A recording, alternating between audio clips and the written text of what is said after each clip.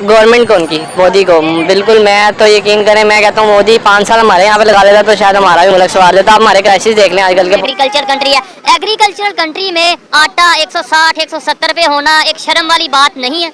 देखिए हम पढ़ते हैं, देखिए आप भी मेरी तरह मेरी से कम ही उम्र के होंगे, लेकिन आप देखिए हमने पिछले 10-15 सालों में जरी मुल्क है, हमने ज़राअत के साथ किया क्या है? हमने 2 काम किए, एक बच्चे पैदा किए हैं और एक सोसाइटी बनाई है। इसके अलावा पहले का पाकिस्तान एक फलता फूलता तरक्की करता हुआ मुल्क था, और आज हालात ये हैं कि मुल्क का वजीर आजम अपने वुज़रा के साथ प्रेस कॉन्फ्रेंस करते हुए ये नहीं बता पा 20 किलो का 10 किलो का बहुत महंगा हो चुका है। तो अब आटा नहीं है मुल्क के अंदर, तो शहबाज शरीफ साहब सोच रहे हैं कि बाहर की कंट्री से इंपोर्ट की जाए। क्या लगता है कि कौन सी कंट्री ज़्यादा बेस्ट है कि आटा हम जिससे इंपोर्ट कर सकें? पहली तो चीज़ ये है कि इंपोर्ट करने के लिए डॉलर है जो इंपोर्ट करेंगे। इंपोर्ट करने के लिए जब डॉलर ही नहीं है तो शहबाज शरीफ कहाँ से इंपोर्ट करेंगे? अपना जो बाहर रिजर्व रखा हुआ है डॉलर का, वहाँ से मंगवाएंगे। अवाम को कितना रिलीफ दिया या दिया भी या नहीं? महंगाई कितनी कम की, पेट्रोल और गैस कितना मजीद सस्ता किया, बल्कि वजीर। जय हिंद दोस्तों पाकिस्तान के गरीब लोग भारत को एक आशा भरी नजरों से देख रहे हैं। उनका कहना है कि भारत ने जिस प्रकार श्रीलंका की मदद की है उस प्रकार भारत हमारी भी मदद करेगा और हमें इस मुसीबत से निकालेगा। सिचुएशन ये है सर, अगर कोई 100 रुपए कमा रहा है तो उसका 300 रुपए खर्चा है। 100 रुपए कमा रहा है, 300 रुपया खर्चा है। आटे का क्या रेट चल रहा है? आटे का देखिए अब 150 प्लस कह रहे हैं। ठीक है, तो गवर्नमेंट का कोई रेट है, आगे कोई दे रहा है, कोई चेक बैलेंस नहीं है। अभी कल की खबर है कि एक बंदा आटे की लाइन में खड़ा था आटा लेने के लिए और वो मर गया। आटे के थैले के लिए उसकी जान चली गई है। इतनी ज्यादा, मतलब 1 अरब और 35 करोड़ के राउंड अबाउट उनकी आबादी है। उन्होंने फिर भी महंगाई को कंट्रोल किया या उस पर वर्क कर रहे हैं। हम क्यों नहीं कर पा रहे और आज उनकी एग्जाम्पल देने पर मजबूर क्यों है? इसकी पॉलिसी उनकी क्यों नहीं अडॉप्ट कर लेते? जैसे उन्होंने बेहतरी किया, हम क्यों नहीं बेहतरी? सिर्फ एग्जाम्पल देनी है। वो इसलिए नहीं, वो हमसे आगे निकल गया। उधर वो जो है ना, हम जिसको कहते हैं मुक्तदरा, जो एस्टेब्लिशमेंट जिसे कहते हैं, वो जो है ना वो अपना काम करती है। वो सियासतदान वो अपना काम करते हैं। इस हमारे ऊपर तो सारी डायरेक्ट इनडायरेक्ट एस्टेब्लिशमेंट ने हुकूमत की है। जो बंदा मुल्क को थोड़ा सिविलाइज करने लगता है, जो अपने पाँव पे खड़ा होता है, उसके नीचे से ये चारपाई खींच लेते हैं। ठीक है, पाकिस्तान एक एग्रीकल्चर कंट्री है, ये हम किताबों पे भी पढ़ते आए हैं, दुनिया को भी यही बताते रहे हैं कि क्या पाकिस्तान एग्रीकल्चर कंट्री है। एग्रीकल्चरल कंट्री में आटा 160 170 पे होना एक शर्म वाली बात नहीं है। देखिए हम पढ़ते हैं, देखिए आप भी मेरी तरह मेरी से कम ही उम्र के होंगे, लेकिन आप देखिए हमने पिछले 10-15 सालों में जरी मुल्क है, हमने ज़राअत के साथ किया क्या है? हमने 2 काम किए, एक बच्चे पैदा किए हैं और एक सोसाइटी बनाई है। इसके अलावा अब ये तो आप लोगों को पता ही है कि पाकिस्तान में चारों तरफ उथल पुथल मची हुई है। इनकी इकोनॉमी क्रैश करने की कगार पर है और इन लोगों पर कर्ज दिन प्रतिदिन बहुत ही तेजी से बढ़ते जा रहे हैं। IMF का बेल आउट पैकेज रिलीज करने के बाद भी पाकिस्तान की हालत सुधरने का नाम नहीं ले रही। ऐसे में पाकिस्तान के एक आम आदमी के लिए महंगाई इतनी ज़्यादा बढ़ चुकी है कि अगर वो बिजली और पेट्रोल को छोड़ दे तो उसे अब सब्जी खाना भी एक बहुत ही बड़ी बात हो गई है। लेकिन एक मुल्क है जिसमें महंगाई नहीं है, वो है इंडिया। इंडिया में चीज़ें की मिकदार जो है वो उतनी ही है और कॉस्ट जो है वो बढ़ने की बजाय कम हो रही है। पेट्रोल की कीमतें, गंदम, हर चीज़ की कीमतें जो है वो स्टेबल है। आप क्या समझते हो कि इंडिया समेत मतलब बाकी सारे जो मुल्क हैं उनमें महंगाई हो रही है, इंडिया में क्यों नहीं हुई?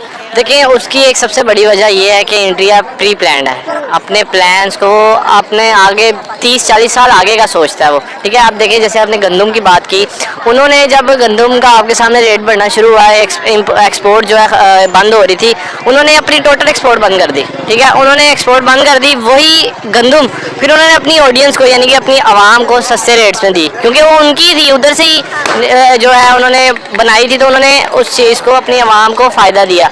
आज दें आप पेट्रोल की तरफ उन्होंने रशिया से पेट्रोल लिया, पहले कच्चा पेट्रोल लिया और फिर उसके बाद उन्होंने भी उस चीज़ की भी एक्सपोर्ट बंद कर दी और फिर वही पेट्रोल उन्होंने सस्ते दामों में अपनी आवाम को दिया।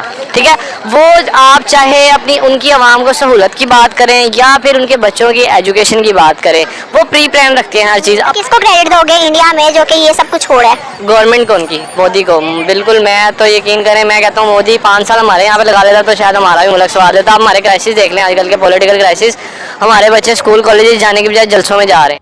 इन्हीं सब कारणों की वजह से पाकिस्तान में फूड क्राइसिस भी बहुत ही तेजी से बढ़ रहा है और इसका एक दूसरा कारण ये भी है कि पाकिस्तान के जो बड़े बड़े महाजन लोग हैं उन्होंने अपने यहाँ की गोदामों में गेहूं को बहुत ही बड़ी मात्रा में कालाबाजारी करके रखा हुआ है और यहाँ पर उन्होंने इस गेहूं को छुपा लिया है और वो अब उसे मार्केट में नहीं निकाल रहे, जिसकी वजह से पाकिस्तान में जो आटे की कीमत है वो बहुत ही तेज़ी से बढ़ रही हैं और लोगों के लिए आटा नसीब नहीं हो रहा।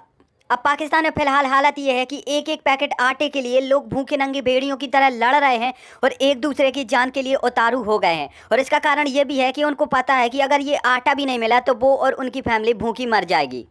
बेसिकली बात करने का पर्पस है कि पाकिस्तान में आटे का बहरान है सर। आटा तकरीबन 150 रुपये पर केजी है। अगर बात करें तो 2200-2300 रुपए का तोड़ा मिलता है हमें, 20 किलो का, 10 किलो का, बहुत महंगा हो चुका है।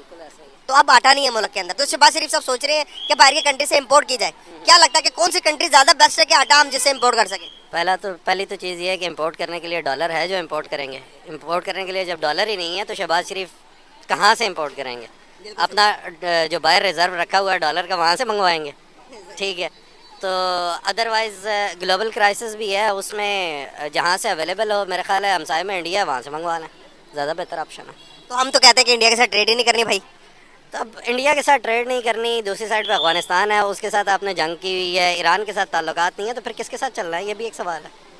ये बहुत बड़ा सवाल है। ठीक है, तो फिर इसके ऊपर इनको सोच लेना चाहिए कि क्या करना है। क्या अब हमें हालात सही करने चाहिए, नहीं अपने तल्लुकात को सही कर लेना चाहिए नहीं इंडिया से? बिल्कुल, हमसाये में हर किसी के साथ ताल्लुकात सही रखने चाहिए, किसी के साथ कोई लड़ने झगड़ने की ज़रूरत नहीं है। हमारा किसी के साथ कोई मसला नहीं है, टेबल के ऊपर बैठ के मामला हल हो सकते हैं। बिल्कुल सही। तो क्या हमारे लिए इंडिया बेस्ट एक्सपोर्टर है? बेस्ट इंपोर्टर है, बिल्कुल। इंडिया से हम इंपोर्ट करें, बहुत सी चीज़ें इंपोर्ट हो सकती हैं, वेजिटेशन इंपोर्ट हो सकती है, आपकी प्रोड्यूस जितनी भी है इंडिया से आ सकती है, मसाइल हल हो सकते हैं। टमाटर और प्याज आ जाते हैं जब इमरजेंसी करवा के, इमरजेंसी ट्रेड करवा के हम ले आते हैं। हाँ, हालांकि अब यहाँ पर पाकिस्तान की हालत बहुत ही ज़्यादा दयनीय हो गई है और मुझे पता है कि शायद आपको भी ये सब सुन के दया आने लगी हो, लेकिन ये सब जो हुआ है वो पाकिस्तान की वजह से ही हुआ है और पाकिस्तान के लोगों की वजह से ही हुआ है। पाकिस्तान के लोग इमरान खान और शहबाज शरीफ जैसे लोगों को अपना लीडर चुनते हैं और वो इतना ज़्यादा करप्शन करते हैं कि देश इस हालत में हो जाता है। हालांकि अब आप मुझे बताइए, आपको क्या लगता है कि अब भारत सरकार को पाकिस्तान की हेल्प करना चाहिए ऐसी मुसीबत के समय? क्या पाकिस्तान को अपना गेहूँ एक्सपोर्ट करना चाहिए या नहीं? नीचे कॉमेंट में ज़रूर बताएँ।